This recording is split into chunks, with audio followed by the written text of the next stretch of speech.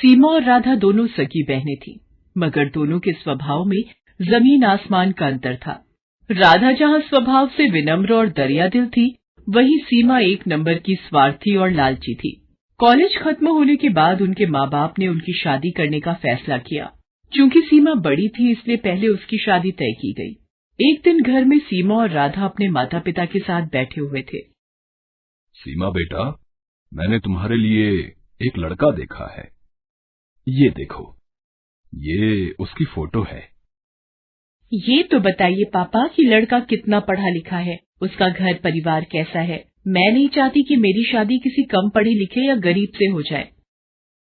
अरे बेटा, लड़का बैंक में ऊंचे पद पर है, अच्छा खाता पीता घराना है उसका, रुपए पैसों की कोई कमी नहीं है। तो फिर ठीक है, मुझे मंजूर है ये रिश्ता। निश्चित समय पर बड़े धूमधाम से सीमा की शादी कर दी गई। चूंकि सीमा बड़ी बेटी थी, इसलिए उसके पापा ने शादी में कोई कसर नहीं छोड़ी। उन्होंने अपनी हैसियत से ज्यादा खर्च किया इस शादी पर। इसकी वजह से उन पर अच्छा खासा कर्ज भी हो गया। कुछ समय बाद राधा भी शादी के लायक हो गई। एक दिन, सुनो जी, मैंने राधा के लिए भी एक लड़का देखा है। ये लोग सीमा के ससुराल वालों जितने अमीर तो नहीं हैं, मगर शहर में उनका अपना घर और अपनी किराने की दुकान है। अपनी राधा खुश तो रहेगी ना वहां? हाँ हाँ, क्यों नहीं। चाहता तो मैं भी था कि सीमा की तरह राधा की शादी भी बड़े धूमधाम से करूं, मगर पैसे की समस्या सामने खड़ी है। कितने बड़े बड़े घरों में उसके लिए रिश्ता देखा, मगर पैसों की वजह से बात आगे नहीं बढ़ पाई। तभी राधा वहां आ जाती है। वो अपने माता पिता की सारी बातें सुन चुकी थी। आप चिंता मत करो पापा, आपने जहां मेरा रिश्ता तय किया है, मैं वहीं खुश रहूंगी। मुझे तो बस आप लोगों का आशीर्वाद चाहिए। राधा की बातें सुनकर उसके पिता को थोड़ी शांति मिली। निश्चित समय पर बड़े ही सीधे साधे तरीके से राधा की भी शादी हो गई। राधा के ससुराल में केवल उसकी सास थी, जो अक्सर बीमार रहा करती थी। राधा ने आते ही घर की सारी जिम्मेदारी अपने सर ले ली, जिससे उसकी सास को बड़ी राहत मिली। राधा दिन भर घर का काम करती थी और समय मिलने पर वह दुकान के कामों में अपने पति का हाथ भी बटाती थी। उधर सीमा की जिंदगी ऐशो आराम से गुजर रही थी। कभी शॉपिंग तो कभी किटी पार्टी। उसका सारा समय इन्हीं चीजों में बीतता था। एक दिन राधा और उसके पति दुकान पर थे। तभी वहां एक चमचमाती कार आकर रुकी। उसमें से सीमा और उसके पति निकले। सीमा के हाथ में मिठाई का डिब्बा था। दोनों दुकान में गए और सीमा राधा को मिठाई का डिब्बा देते हुए बोली, तेरे जीजा जी ने आज ही इस कार की डिलीवरी ली है। पूरे 20 लाख की कार है। मैंने सोचा ये खुशखबरी राधा को दी जाए। दरअसल सीमा राधा को जलाने के लिए अपनी कार दिखाने वहां आई थी, मगर भोली भाली राधा उसकी इस चाल को समझ नहीं पाई। मगर राधा का पति अनिल इन बातों को समझ गया। सीमा और उसके पति के जाने के बाद अनिल बोला, तुम्हारी बहन यहाँ खुशखबरी देने नहीं आई थी, बल्कि हमें जलाने के लिए यहाँ आई थी। वो जानती है ना कि हमारी हैसियत नहीं है ना कार खरीदने की, इसलिए अपनी नई कार दिखाकर हमें जलाना चाहती थी। नहीं जी, ऐसी कोई बात नहीं है। वो भला हमें क्यों जलाना चाहेगी? ऐसी ही बात है। उसे पता है ना कि मैं कभी कार नहीं खरीद सकता। मामूली दुकानदार जो हूं, और उसका पति तो बैंक में बड़ा अफसर है ना। क्यों? किसने कहा कि तुम कभी कार नहीं खरीद सकते? तुम जरूर कार खरीदोगे। अरे सीमा का पति तो बैंक में नौकरी करता है। एक हिसाब से देखें तो वो बैंक का नौकर है। उसे बैंक के हिसाब से काम करना पड़ता है। मगर यहाँ तुम तो अपने मालिक खुद हो। तुम जैसे चाहो अपनी मर्जी के मुताबिक काम कर सकते हो। अगर तुम ठान लो तो कुछ भी कर सकते हो। मैं हर कदम पर तुम्हारे साथ हूँ। देखना, थोड़ी ही दिनों में तुम एक कार क्या 10 कारों के मालिक बन जाओगे। उसने सारी चिंता छोड़कर जी तोड़ मेहनत करना शुरू किया। वो रोजाना सुबह 7 बजे दुकान खोलता था और देर रात 10 बजे तक दुकान पर ही रहता था। दोपहर के बाद राधा भी उसका हाथ बटाने दुकान पर आ जाती थी। राधा और अनिल दोनों ही स्वभाव से कोमल थे। ग्राहकों से बड़ी ही विनम्रता से बात करते थे। इसका नतीजा ये होता था कि जो भी एक बार उनके यहाँ से सामान ले जाता, वो फिर बार बार वहीं आता था। ग्राहकों को कम दाम में अच्छा माल देने के लिए राधा और अनिल ने एक शानदार योजना बनाई। वो दुकान का सामान शहर के व्यापारियों से न खरीदकर सीधे दिल्ली और मुंबई जैसे बड़े शहरों से मंगाने लगे। इससे ग्राहकों को भी अच्छा सामान मिल जाता था और दुकान में मुनाफा भी ज्यादा होता था। इस तरह धीरे धीरे कुछ ही सालों में अनिल ने राधा के नाम से कई किराने, फल, सब्जियों और डेयरी उत्पादों की दुकानों का शुभारंभ किया और उनका नाम रखा राधा ग्रोसरी मार्ट। अब अनिल और राधा की शहर में कई ग्रोसरी दुकानें थीं। उनकी गिनती अब शहर के जाने माने और अमीर हस्तियों में होने लगी थी। राधा की सास तो खुशी से फूली नहीं समाती थी। वो सबसे कहती थी, अरे मेरी बहू तो साक्षात लक्ष्मी का रूप है। वो इस घर में आई और देखो घर को क्या से क्या बना दिया। साक्षात लक्ष्मी है मेरी बहू, मिट्टी को हाथ लगा दे तो सोना बन जाए। एक दिन अनिल नई कार लेकर घर आया। अरे फिर नई कार ले आए? मैं कुछ नहीं कर रहा, ये तो तुम्हारी बात ही सच हो रही है। कौन सी बात? अरे तुमने ही तो कहा था ना कि मैं 1 नहीं 10 कारों का मालिक बनूंगा। लो, उनमें से 7 तो आ गई, बस अब 3 और बची हैं। राधा खिलखिलाकर हंस दी। चलो इसी खुशी में तुम्हारी बहन के घर मिठाई दे आए। दोनों मिठाई लेकर सीमा के घर चले। कार से उतरकर दोनों उसके घर के अंदर पहुंचे। अंदर सीमा और उसके पति में लड़ाई चल रही थी। इस लड़ाई की धुन में उन्हें पता ही नहीं चला कि कब राधा और अनिल वहां आए। अरे मैं पूछती हूँ कि जरूरत क्या थी बैंक में पैसे गबन करने की? तुम्हारी जमानत करवाने में घर की सारी जमा पूंजी खर्च हो गई। पर से बैंक ने तुम्हें नौकरी से भी निकाल दिया है। घर में एक पैसा भी नहीं है, घर गाड़ी सब गिरवी पड़े हैं। तुम्हारे एक गलत कदम ने सब मिट्टी में मिला दिया। मैंने क्या अपने लिए बैंक से पैसे गबन किए थे? ये सब तुम्हारी वजह से हुआ है। तुम्हें ही शौक चढ़ा था पार्टी करने का, शॉपिंग करने का, अब भुगतो। देखो जी, ताने मत मारो। कोई और लड़की होती तो अब तक तुम्हें ठेंगा दिखाकर अपने मायके चली गई होती। तो तुम भी चली जाओ ना, किसने रोका है तुम्हें? जानते हो ना कि मेरे मायके की हालत खराब है, इसीलिए शेर बन रहे हो। अभी वो लोग झगड़ ही रहे थे कि उनकी नजर अनिल और राधा पर पड़ती है। सीमा रोते हुए राधा से लिपट जाती है। अरे आप लोग यहाँ, मैं आपको कुछ कहने की जरूरत नहीं है, हम लोग सब जान चुके हैं। मैंने सुना है इस महीने आप एक नई ग्रोसरी स्टोर खोलने वाले हो। अगर वहां का मैनेजर आप मुझे बना दें तो बड़ी कृपा होगी। हमारे घर की हालत तो आप देख ही रहे हैं, आपसे कुछ छुपा हुआ नहीं है। अनिल और राधा ने एक बार एक दूसरे की ओर देखा और फिर सीमा के पति को हाँ बोल दिया। अब सीमा का सारा घमंड चूर चूर हो गया था। एक समय में जिसे वो अपने दौलत की झूठी शान दिखाकर जलाना चाहती थी, आज वो उसी के रहमो करम पर थी। उसे एहसास हो गया था कि दौलत पर कभी घमंड नहीं करना चाहिए।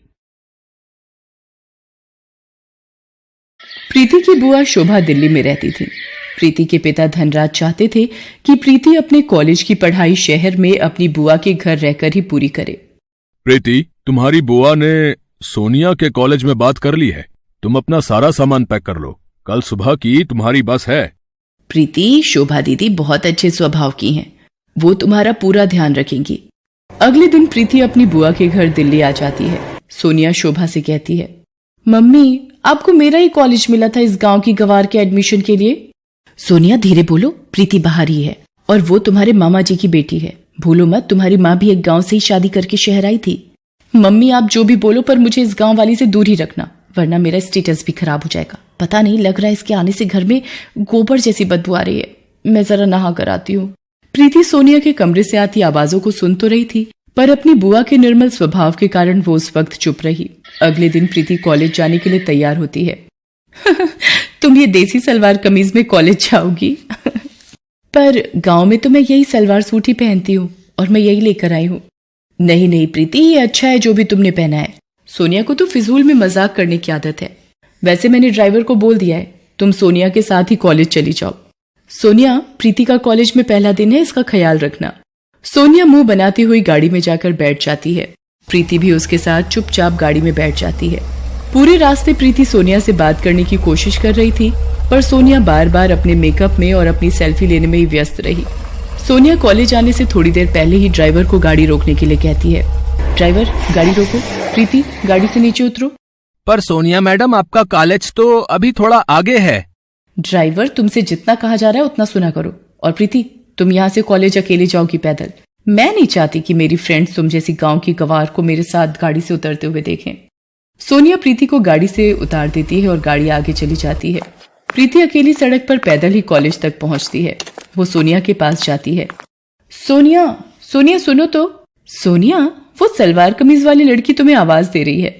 पायल, तू कैंटीन में मेरा वेट कर, मैं थोड़ी देर में आती हूँ। क्या बात है प्रीति, मैंने तुमसे कहा था मेरे से कॉलेज में दूर रहना, पर तुम सबके सामने इतनी तेज आवाज लगाकर क्यों बुला रही हो? सोनिया, मैं यहाँ पर किसी को भी नहीं जानती हूँ, इसीलिए तुम्हें बुला रही थी। क्या तुम मुझे सबसे मिलवा सकती हो? आज इसका सबसे मिलने का किस्सा ही खत्म कर देती हूँ। चला कैंटीन में, सबसे तेरी पहचान करवाती हूँ। सोनिया प्रीति को कॉलेज की कैंटीन में ले जाती है। फ्रेंड्स, इससे मिलिए, ये है गांव से आई हुई एक बहुत ही सुशील लड़की प्रीति। ये आप सबके साथ पहचान करने आई है। अच्छा, आओ प्रीति, हमारे साथ बैठो। प्रीति जैसे ही कुर्सी पर बैठने लगती है, सोनिया कुर्सी खींच लेती है। प्रीति जमीन पर गिर जाती है। ओह सॉरी प्रीति, मुझे लगा तुम दूसरी कुर्सी पर बैठने वाली हो। कोई बात नहीं प्रीति, तुम इस कुर्सी पर बैठ जाओ। बेचारी प्रीति को अपमानित करते सोनिया को जरा भी लज्जा नहीं आ रही थी। कॉलेज के सभी लड़के लड़कियां प्रीति पर हंसने लगते हैं। सोनिया प्रीति को रोजाना ही परेशान करती रहती थी। कॉलेज में ही सोनिया का एक दोस्त था मोहित, वो भी बहुत ही बिगड़ा हुआ लड़का था। एक दिन, सोनिया, आज शाम की पार्टी में क्लब आ रही हो ना? देखो कोई बहाना नहीं चलेगा, आज मेरा जन्मदिन है और तुम बिल्कुल मना नहीं कर सकती हो। हाँ मोहित, तुम मेरे बेस्ट फ्रेंड हो, मैं तुम्हारे जन्मदिन की पार्टी में जरूर आऊंगी। सोनिया मोहित की बर्थडे पार्टी में जाने के लिए तैयार होने लगती है। सोनिया, प्रीति को भी अपने साथ लेती जाओ। जब से वो शहर आई है एक बार भी कहीं घूमने नहीं गई और मैं तुम्हारा नो नहीं सुनूंगी।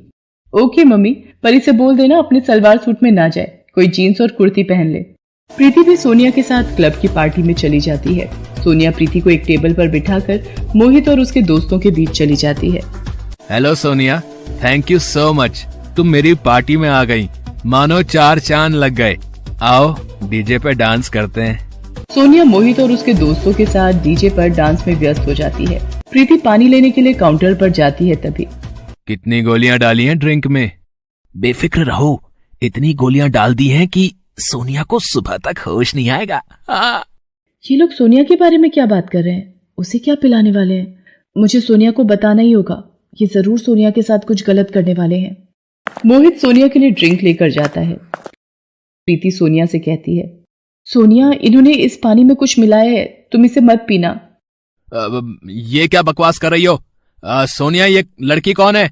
कॉलेज में भी ये मेरे साथ चिपकने की कोशिश कर रही थी, मैंने इसे भाव नहीं दिया तो अब ये तुम्हें मेरे खिलाफ भड़का रही है। बिल्कुल गांव की गवार लड़की है ये। तुम इसे मेरे बर्थडे की पार्टी में ले आई हो और ये सारा मजा किरकिरा कर रही है।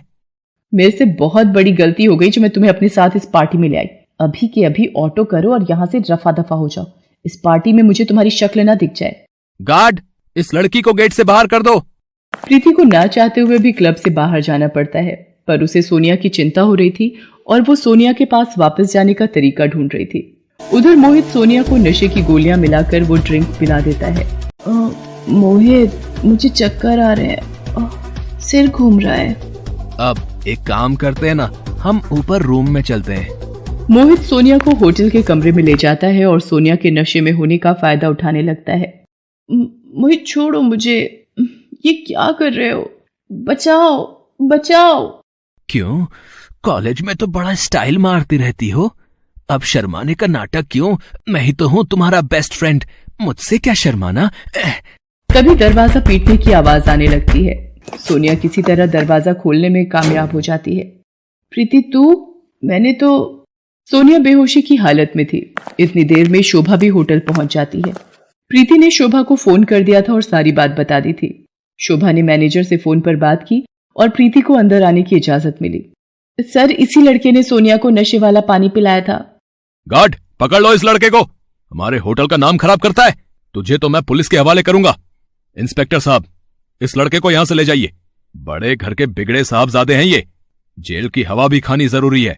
शोभा प्रीति के साथ सोनिया को घर ले आती है। अगली सुबह, प्रीति, मुझे माफ कर दो, मैंने हमेशा तुम्हारा अपमान किया। तुम गांव से आई हो ये कहकर हमेशा तुम्हारा मजाक बनाया, पर कल तुमने मेरी इज्जत बचाकर मेरे ऊपर बहुत बड़ा एहसान किया है। मुझे अपनी गलती का एहसास है। क्या तुम अपनी बहन को माफ कर दोगी? हाँ, एक शर्त पर माफ कर सकती हूँ। कॉलेज की कैंटीन का समोसा मुझे अपने हाथों से खिलाओगी?